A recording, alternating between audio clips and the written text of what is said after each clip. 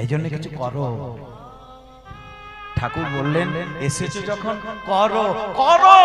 এই জন্য প্রাথমিক বিদ্যালয়ে ঈশ্বরচন্দ্র বিদ্যাসাগর বলে দিল করো। ওমা ওই প্রথম ভাগের পাতায় ওই যে দুটো অক্ষর আছে না, শুনুন শুনুন আপনারা যারা গেছেন প্রাইমারি স্কুলে, সবাই তো গেছেন, কি লিখেছেন? কিছু করো। করো কি করো না, খলো খলো। এই যে ভিতরে খলটা আছে ত্যাগ করো। আর তাহলে কি হবে না, ঘটো করো খলো ঘটো। আর যদি ঘটে যায় তাহলে একটু বেরোবে জল। বর্গীজ আমি লিখিনি, বিদ্যাসাগর লিখছে।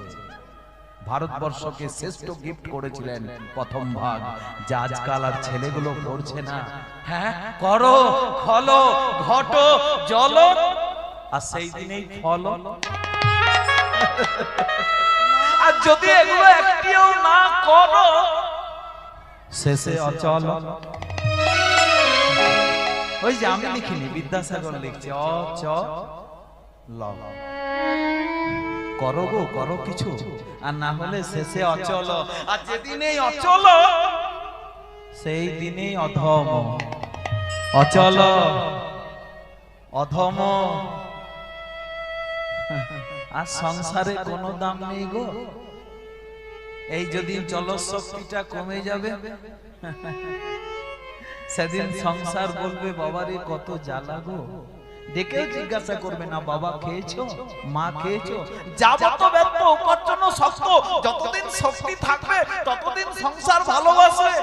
5 দিন খাটিয়াতে পড়ে থেকে দেখুন আর কেউ। যেদিনেই অচল সেই দিনেই অধম, আর যেদিনেই অধম সেই দিনে অপর। অচল অধম। বিদ্যাসাগর ভুল বলে যায়নি। দ্বিতীয় ভাগ ঐক্য, একাগ্রতা, নিষ্ঠা, ভক্তি, দ্বিতীয় ভাগ দিলেন। বাক্য যাহা বলিব কৃষ্ণ বলিব একবার করে। আমি কাল বলেছি সারাদিন হরিনাম করতে হবে না, তুলসীর মালা পরে জপ করতে হবে না। আমরা সংসারী জীব, আমরা ধর্ম করছি, কিন্তু সেই ধর্মের মাঝে, সংসার ধর্মের মাঝে যেন একবার করে লক্ষ্যটাই দেখুন। ঠাকুর রামকৃষ্ণ পরমহংসদেব এমনি করে কেন আছে? যেখানেই দেখেছি ঠাকুরের ফটো এমনি করে কেন? এর উদ্দেশ্য কি?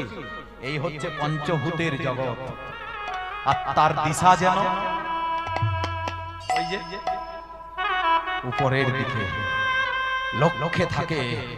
হ্যাঁ, ভগবানের কাছে। এই হচ্ছে সংসার, এই হচ্ছে পৃথিবী পঞ্চভূতের, আর তার দিশা, তার লক্ষ্য যেন ওই লক্ষ্য বস্তুর কাছে থাকে, আর কিছু চাই না।